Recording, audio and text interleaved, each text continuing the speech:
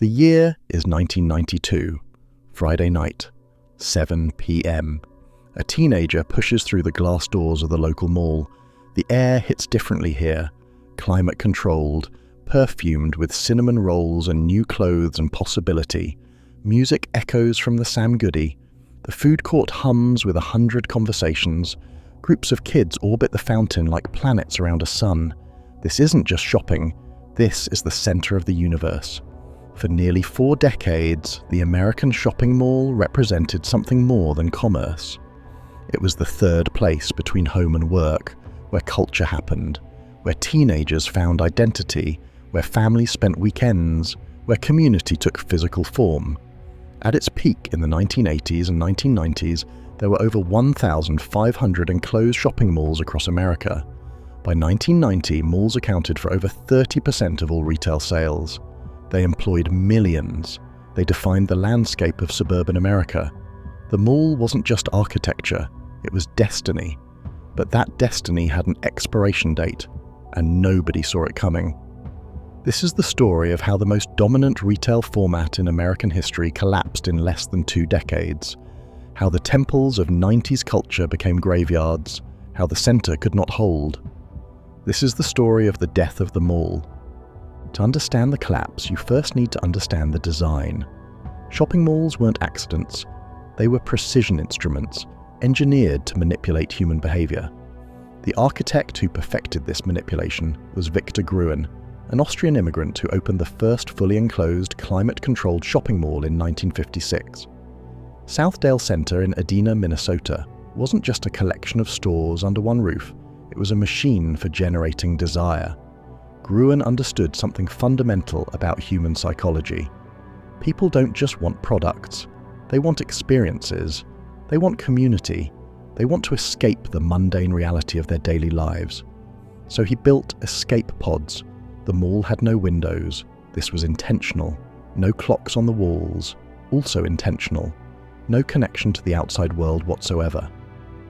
Time stopped at the threshold. Inside, every detail was calculated. The temperature was kept at exactly 68 degrees. The lighting was soft and diffused like perpetual golden hour. The corridors curved gently, preventing you from seeing too far ahead, creating mystery, encouraging exploration. The floors were polished to reflect light. The ceilings soared high beneath skylights, creating a sense of grandeur, of importance. This wasn't a store. This was a cathedral of commerce. And the layout? Pure genius. Anchor stores at opposite ends forced you to walk past every storefront in between. The most profitable shops got the premium locations near entrances and food courts. Weaker stores filled the gaps, paying lower rent, creating the illusion of variety. The food court sat at the center, the heart of the operation. It served a dual purpose: feed the shoppers to keep them shopping longer. Create a gathering place that felt social, not transactional. Everything about the mall was designed to keep you inside as long as possible, because the longer you stayed, the more you spent. And for decades, it worked. The formula was replicated across America. By 1970, there were 305 shopping malls. By 1980, 707.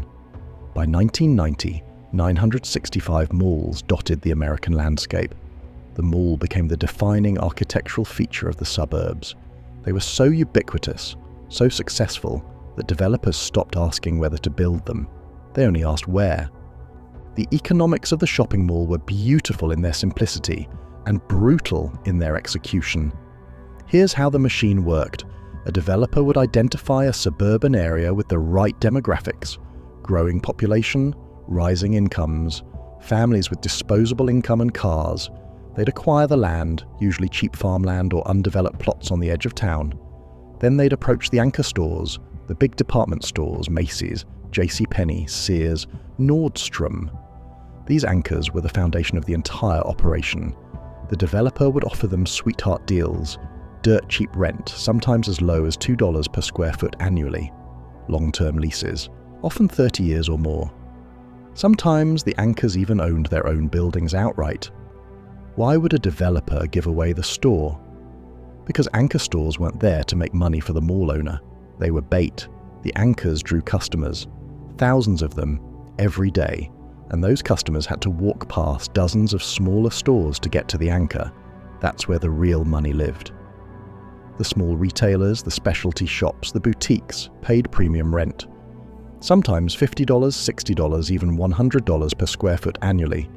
They also paid a percentage of their gross sales on top of base rent, usually 5 to 8%. This is called percentage rent. And it was the secret weapon. When a mall was performing well, when foot traffic was high and sales were strong, the mall owner collected both fixed rent and a cut of every transaction. The better the stores did, the more the mall made. It was a self-reinforcing cycle. Strong anchors brought customers. Customers brought sales. Sales brought more retailers. More retailers brought more variety. More variety brought more customers. Round and round. The economics were so compelling that real estate investment trusts, REITs, began specializing exclusively in mall ownership. Simon Property Group, General Growth Properties, Westfield, Maxarick. These weren't just property managers, they were retail empires. By the mid-1990s, mall REITs were printing money. Occupancy rates hovered around 95%. Sales per square foot climbed year after year. Stock prices soared. Investors loved malls because the model seemed foolproof. People will always need to shop. Malls had the best locations, the best stores, the most traffic. They were too big to fail. The math made sense, until it didn't. But the mall was never really about shopping, it was about something deeper. The sociologist Ray Oldenburg coined the term third place in 1989. The first place is home, the second place is work, the third place is everywhere else. The cafes, the parks, the community centers where social life happens. In suburban America, the mall became the third place. It was where teenagers escaped their parents, where college kids hung out between semesters, where elderly people walked laps for exercise before the stores opened. The mall was neutral territory. It didn't belong to anyone, so it belonged to everyone. Walk into any mall on a Saturday in 1994 and you'd see it immediately. The food court was a United Nations of cliques. Jocks at one table, goths at another. Theatre kids near the Sparrow. Everyone coexisting, everyone observing, everyone participating in the same shared space. The mall was where you went to see and be seen. It was where fashion happened, where you learned what was cool by watching what other people wore, where you bought the CD that defined your identity, where you got your ear pierced, your hair cut, your first job. Every mall had its own ecosystem.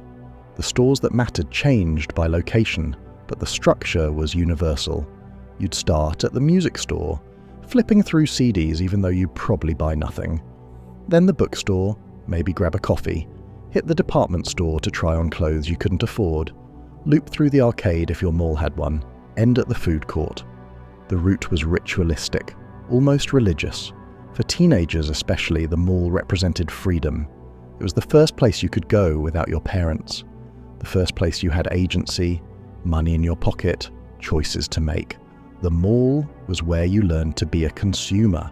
But more than that, it was where you learned to be social. Before cell phones, before social media, the mall was the platform. You couldn't text your friends to see where they were. You just showed up and walked around until you found them. The mall made serendipity possible, and that feeling, that electric possibility of running into someone, of something unexpected happening, was intoxicating. Parents liked malls too for different reasons. They were safe, controlled. You could drop your kids off for 3 hours and know exactly where they'd be. The mall was a contained universe. Inside those walls, capitalism and community merged. Shopping became social. Commerce became culture. And for one brief shining moment in the 1990s, it worked perfectly. The mid-1990s were the apex. Every metric pointed up. In 1986, Consumer Reports named the shopping mall as one of the top 50 wonders that had revolutionized the lives of consumers. By the early 1990s, America had over 1,500 enclosed shopping malls. In 1990, malls accounted for over 30% of all retail sales in the country. Nearly 1 out of every 3 retail dollars spent in America went through a mall. The biggest malls became destinations in themselves. The Mall of America opened in 1992 in Bloomington, Minnesota. It wasn't just a mall, it was a theme park with stores attached, over 500 stores, an indoor amusement park, later an aquarium. 40 million people would visit annually, more than Disney World. The Mall of America represented everything the mall had become: entertainment, spectacle, experience. Shopping was almost beside the point. Other mega malls followed: King of Prussia in Pennsylvania, Sawgrass Mills in Florida, South Coast Plaza in California. These weren't malls, they were monuments. Developers kept building. Through the 1990s, about 140 new malls came online each year. The average mall was getting bigger, more ambitious, more expensive. The consensus was clear: malls were the future of retail. Every trend supported this conclusion. Suburban sprawl continued accelerating. More people moving out of cities meant more potential mall customers. Gas was cheap, averaging under $1 per gallon for most of the decade, so driving to the mall was effortless.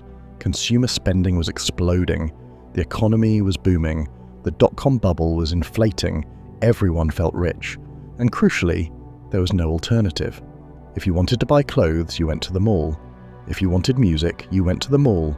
If you wanted electronics, toys, jewelry, books, anything, you went to the mall. The mall had a monopoly on variety. Department stores were thriving. Sears was the anchor of choice, carrying everything from appliances to apparel. JCPenney attracted middle-class families. Macy's and Nordstrom anchored the upscale malls. Specialty retailers were thriving too. The Gap, Limited, Structure, Express, Wet Seal, Pacific Sunwear, Hot Topic. These stores didn't exist outside malls. They were born in malls, raised in malls, dependent on mall traffic. The mall food court reached its cultural zenith. Every mall had the same roster: Sparrow, Panda Express, Chick-fil-A, Cinnabon. The food was mediocre, but that wasn't the point. The food court was theatre. Everywhere you looked, the mall dominated. Teenagers wore clothes from mall stores. They listened to music bought at mall stores. They went on dates at mall movie theatres, ate at mall restaurants. The mall had infiltrated every aspect of suburban life. Culturally, the mall was inescapable. Movies like Clueless and Mallrats celebrated mall culture. TV shows featured mall scenes. Pop music was sold at mall stores. The mall was America. But underneath the gleaming floors and the fountain water, something was changing. The first cracks were forming. Nobody noticed yet. The attack came from an unexpected direction, not from competitors, from a completely different species of retailer: the big box store. Walmart had been around since 1962, but in the 1990s it evolved into something malls couldn't compete with. The company perfected a brutal strategy: sell everything at prices so low that competition became impossible. The formula was simple: build massive stores, 100,000 square feet or more, locate them on cheap land outside of town, keep overhead low, buy in enormous volume, pressure suppliers for lower prices, pass some savings to customers, pocket the rest. No frills, no ambience, no experience, just low prices. And it worked. In 1990, Walmart generated $32.6 billion in revenue and had 1,528 stores across America. By 2000, over 3,000 stores. Revenue grew to over $191 billion. Walmart had become the largest retailer in the world. But Walmart wasn't alone. Target emerged as the slightly upscale alternative. Kmart expanded aggressively. Then came the category killers. Stores that specialized in one thing and dominated that category. Home Depot and Lowe's for home improvement. Best Buy for electronics. Toys R Us for toys. Barnes & Noble for books. Sports Authority for sporting goods. These stores weren't in malls. They couldn't be. They were too big, and their business model depended on low rent. They located in strip malls, standalone buildings, anywhere land was cheap. And they started pulling customers away from traditional malls. Why drive to the mall to buy a television at Sears when you could go to Best Buy, get a better selection and a better price? Why browse the toy stores at the mall when Toys R Us had 10 times the inventory? The big box stores were unbundling the mall. They took specific categories and did them better, cheaper, more efficiently. They didn't need anchor stores or foot traffic or fancy fountains. They just needed parking lots and volume. The impact was gradual at first. Mall sales were still growing in the mid-90s, so nobody panicked. The big box stores were seen as serving a different market. Bargain hunters, families buying in bulk. The mall was still where you went for fashion, for brands, for the experience. But the math was shifting. Every dollar spent at Walmart was a dollar not spent at the mall. Every customer who bought electronics at Best Buy was a customer who didn't wander through Sears. The big box stores were siphoning revenue, and they were doing it at scale. By 2000, Walmart alone generated over $191 billion in revenue. The mall industry's total was substantial, but Walmart's growth trajectory was unmistakable. One company, massive scale. The mall industry didn't see the threat. They assumed they were serving different customers, different needs. They assumed the mall's advantages, the variety, the experience, the community were insurmountable. They were wrong. The big box insurgency was just the opening act. The real threat was still loading. In 1995, a man named Jeff Bezos launched a website that sold books. He called it Amazon.com. The first year, Amazon did $511,000 in sales. Respectable for a startup, but a rounding error compared to mall retailers. Nobody in the mall industry paid attention. Nobody thought the internet would matter for retail. They were spectacularly, catastrophically wrong. The internet in the mid-1990s was primitive, slow dial-up connections, clunky websites, no guarantee your credit card information was secure. Shopping online meant waiting weeks for delivery. You couldn't try anything on. You couldn't touch the product. You couldn't return it easily. It seemed absurd to think this would ever replace the immediate gratification of buying something at a store. But the technology improved faster than anyone anticipated. By 1997, Amazon had expanded beyond books. They sold music, movies, electronics. Sales hit $147.8 million. By 1999, $1.64 billion. The company was losing money, burning through investor cash to fuel growth, but the trajectory was clear. People would shop online, and not just on Amazon. In 1995, Pierre Omidyar launched eBay. Suddenly, anyone could sell anything to anyone. The inventory was infinite, the prices were competitive, the selection was impossible for any physical store to match. Then came specialized online retailers, Zappos for shoes, Blue Nile for jewelry, Newegg for computers. The internet was doing to malls what big box stores had started, unbundling. Every category that malls once dominated was now available online, usually cheaper, often with better selection, always more convenient. You didn't need to drive anywhere, you didn't need to find parking, you didn't need to wade through crowds or wait in line or deal with pushy salespeople. You could shop at midnight in your pajamas. The mall industry still didn't panic. E-commerce in 1999 represented less than 1% of total retail sales. It was a novelty, not a threat. But the trend was unmistakable. Every year, more people shopped online. Every year, e-commerce grew faster than physical retail. Every year, the habit became more ingrained. The mall's monopoly on variety was breaking. Then came the coup de grace, smartphones. The iPhone launched in 2007, the iPad in 2010. Suddenly, shopping online wasn't just convenient, it was constant. You could browse, compare prices, read reviews, and buy products from anywhere. Standing in a mall, looking at a product in a physical store, then buying it cheaper on Amazon while still holding the product. This phenomenon got a name: showrooming. Retailers hated it, but they were powerless to stop it. By 2010, e-commerce was 4.4% of retail sales. By 2015, 7.4%. By 2020, over 13%. Every percentage point represented billions of dollars shifting from physical stores to digital ones. And malls couldn't compete. They had high overhead, expensive rent, labor costs, utilities, maintenance. Online retailers had warehouses and algorithms. The cost structure made traditional retail unsustainable. But the real damage wasn't just the sales shifting online, it was the behavior. People stopped going to malls to browse. They went with specific intent, if they went at all. The casual shopper, the wanderer, the impulse buyer vanished, and with them, the mall's economic model collapsed. The numbers started turning bad around 2006. Mall traffic declined for the first time in decades, not dramatically, just a few percentage points, enough to notice, enough to worry. Sales per square foot, the key metric for retail health, plateaued. Some malls saw declines. Vacancy rates ticked up. Then came the Great Recession. In 2008, the economy imploded. The housing market crashed, the stock market cratered, unemployment spiked, consumer spending collapsed. For malls, it was devastating.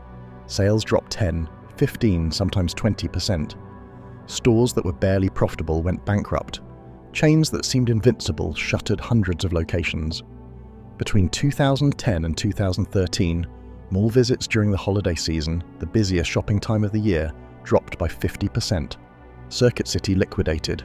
Borders closed every store. Linens and Things disappeared. Mervyn's vanished.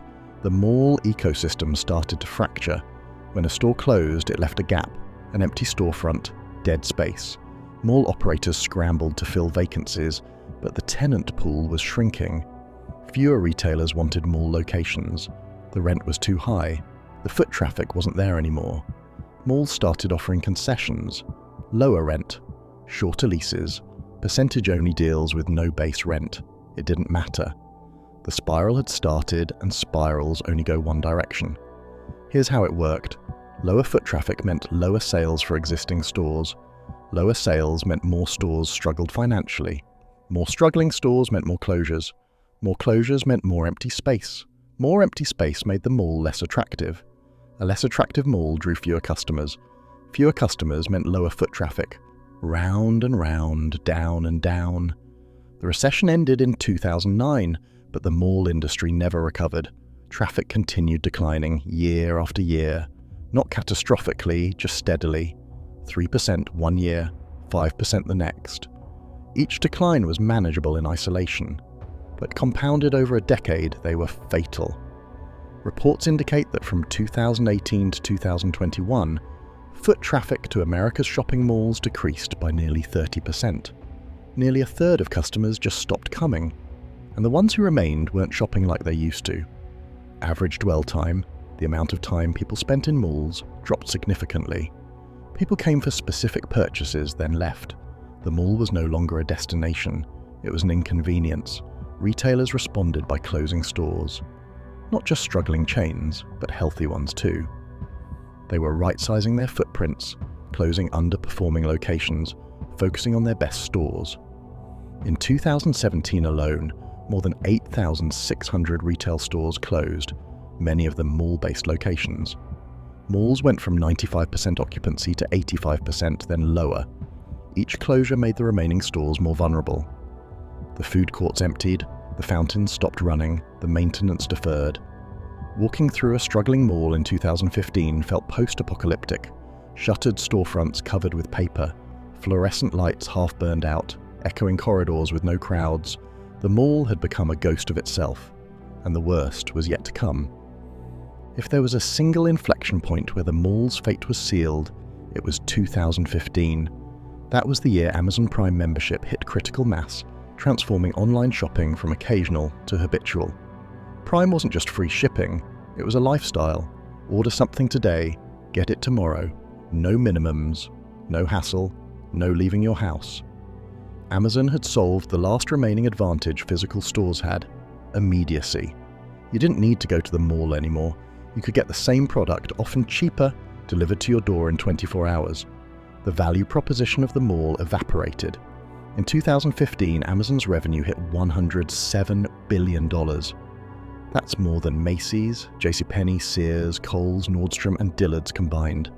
One company outselling every major department store in America. But Amazon wasn't just taking sales, it was changing expectations. Consumers now expected infinite selection, instant price comparisons, detailed reviews, and effortless returns. Malls couldn't provide any of that. The stores in malls had limited inventory. The prices were fixed. The salespeople were sometimes helpful, often not. Returning something meant driving back to the mall, finding parking, waiting in line. Every friction point sent customers back to Amazon, and Amazon kept getting better. They added Amazon Fashion, Amazon Home, Amazon Grocery. They bought Whole Foods to enter physical retail on their terms. They launched Prime Video and Prime Music, turning their membership into an ecosystem. They built a logistics network so sophisticated they could deliver products the same day in major cities. Traditional retailers couldn't compete. They didn't have the capital, they didn't have the technology, they didn't have the data. Amazon knew what you wanted before you did. Their algorithms predicted demand, their recommendations drove sales, their prices adjusted dynamically based on competition. The mall was fighting with 20th century tools against a 21st century adversary. It was a massacre. Between 2015 and 2020, e-commerce sales grew by hundreds of billions. Mall-based retail contracted significantly. The customers hadn't disappeared, they'd migrated, and they weren't coming back. The mall industry tried to adapt. They added experiential retail, yoga studios, paint-your-own pottery stores, escape rooms. They tried to make malls about experiences, not shopping. It didn't work, because the experience people wanted was convenience, and the mall was the opposite of convenient. You had to drive there, find parking, walk through crowds, search for what you wanted, wait in line to pay, carry bags back to your car. Every step was friction. Online was frictionless. Some malls tried to go upscale, attracting luxury brands and affluent customers less sensitive to price. That worked for a handful of elite malls in wealthy areas. Everyone else was doomed. The final blow came from the anchors. The very stores that made the mall model possible became the instruments of its destruction. Sears was the first domino.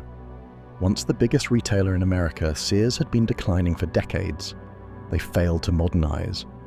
They underinvested in stores. They made catastrophic strategic decisions. By 2010, Sears was a zombie, losing billions annually, kept alive only by asset sales. In 2018, Sears filed for bankruptcy. Eventually, over 3,500 stores would close. Each closure was a catastrophe for the mall it anchored. Remember the economic model? Anchors paid almost nothing in rent. They existed to draw traffic. When an anchor closed, the foot traffic disappeared, and the mall had a massive empty space, sometimes 150,000 square feet, that nobody wanted to lease. Replacing an anchor store was nearly impossible. There weren't enough healthy department stores left, and the ones that remained weren't expanding. So malls were left with giant empty boxes, dead anchors that killed the stores around them. The smaller retailers had clauses in their leases called co-tenancy provisions. If an anchor closed, they could break their lease or pay reduced rent. One anchor closure could trigger a cascade of closures. JCPenney was next. The company closed over 150 stores between 2017 and 2020. Then they filed for bankruptcy in 2020. More dead anchors, more dying malls. Macy's announced plans to close 125 stores.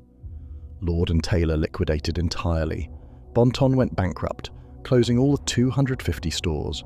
The department store industry was collapsing and taking the malls with it. By 2019, analysis showed that over a quarter of America's shopping malls had lost at least one anchor. Hundreds had lost two or more. A mall with one anchor was struggling. A mall with no anchors was dead. Mall owners scrambled for alternatives. They tried to lease anchor spaces to non-retail tenants. Gyms, trampoline parks, medical offices, Amazon fulfillment centers. The irony was almost poetic. Amazon, the company that killed the mall, now renting space in the corpse. Some malls succeeded in reinventing anchor spaces, but most didn't. The buildings were too big, the locations were wrong, the cost to convert was prohibitive, so they sat empty. Monuments to retail's past. The anchor collapse accelerated the death spiral exponentially. Mall owners couldn't pay their mortgages. Banks foreclosed. REITs saw their stock prices collapse. General Growth Properties, once the second largest mall owner in America, filed for bankruptcy in 2009. CBL & Associates, which owned over 100 malls, filed in 2020. Pennsylvania Real Estate Investment Trust, PREIT, filed in 2020. Washington Prime Group filed in 2021. The mall REITs were imploding. Investors who'd treated malls as safe, reliable income generators watched their portfolios evaporate. The mall wasn't too big to fail, it was too obsolete to survive. By 2020, estimates suggest several hundred enclosed shopping malls had effectively died across America.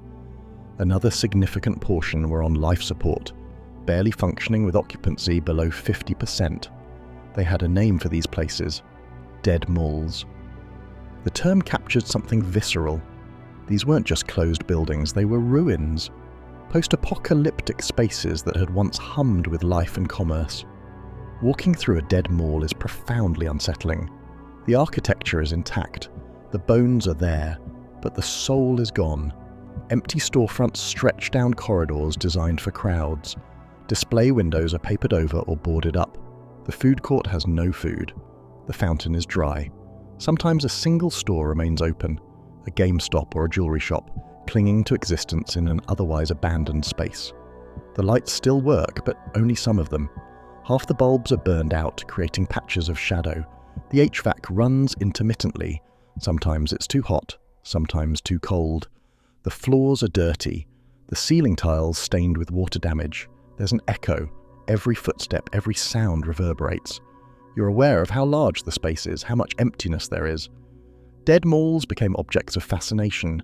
YouTube channels devoted to exploring them. Photographers documented their decay. Urban explorers snuck in after hours. There was something haunting about these spaces. They represented broken promises. These malls were built to last. Investments of hundreds of millions of dollars.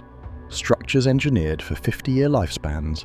They died in less than 20, and nobody wanted them. Demolishing a mall costs tens of millions of dollars. The buildings are massive. The materials aren't valuable enough to offset the cost of removal. So they sat. Sometimes cities bought them, trying to redevelop the land. Most couldn't afford to. Sometimes developers proposed grand plans. Mixed-use developments, apartments and offices, entertainment complexes. Most of those plans never happened.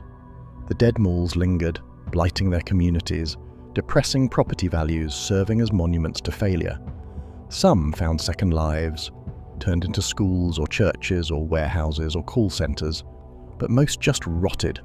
The dead mall became a symbol of American decline, physical proof that nothing lasts, that even the mightiest institutions can crumble. Generation X and millennials, who'd grown up in malls, felt a particular melancholy. These were the spaces of their youth, where they'd learned to be social, to be consumers, to be themselves. Now they were tombs. The death of the mall was personal. It was cultural loss, not just economic loss. A shared space, a common experience that defined a generation was gone, and nothing replaced it. The shopping mall is not completely extinct, but it will never again be what it was. As of the early 2020s, various estimates place the number of enclosed shopping malls remaining in America between 700 and 1,000. That's down from over 1,500 at the peak, more than half gone. An average of 40 shopping malls closed every year between 2017 and 2022. The survivors fall into two categories. Class A malls are thriving. These are the elite malls in wealthy areas with the right demographics. High-end brands, strong anchors like Nordstrom or Bloomingdale's, renovated, modernized, experiential. They've become luxury destinations. Everyone else is Class C or D, struggling or dying. There is no middle anymore. The regional mall serving middle-class suburban families no longer has a reason to exist. Those customers shop online or at big box stores. The mall model only works at the extremes. Research from commercial real estate firms suggests that nearly 25% of America's roughly 1,000 malls are expected to close over the next few years. The collapse of mall culture represents more than the failure of a retail format. It represents the fragmentation of American community. The mall was one of the last shared physical spaces, a place where different people from different backgrounds occupied the same environment. With its death, we lost that commonality. Now we shop alone, online, in algorithmically curated bubbles that show us only what we already want. We've gained convenience and lost serendipity. We've gained efficiency and lost community. The teenagers today don't have a third place. They socialize online in digital spaces through screens. They'll never know what it felt like to wander a mall on a Friday night, not shopping for anything in particular, just being there, being part of something larger. They'll never understand the ritual. The mall represented a particular moment in American capitalism, when consumption was communal, when shopping was social. That moment is over. The dead malls stand as monuments to it, ruins of a recent past that already feels impossibly distant. In the end, the mall died because it couldn't evolve fast enough. It was optimized for a world that no longer exists. The world of patient customers and limited options and shopping as entertainment. The internet brought infinite options, instant gratification, and shopping as utility. The mall couldn't compete. It tried to adapt, but the economics were against it. The cost structure was wrong, the value proposition had eroded, and perhaps most importantly, the culture had moved on. We don't need malls anymore. We don't want them anymore. The mall was the center of 90s culture. Now it's a footnote, a memory, a ruin. The collapse of mall culture is complete. What rises from those ruins remains to be seen, but whatever comes next will be built on different foundations, different economics, different values, different behaviors. The age of the mall is over, and it's never coming back.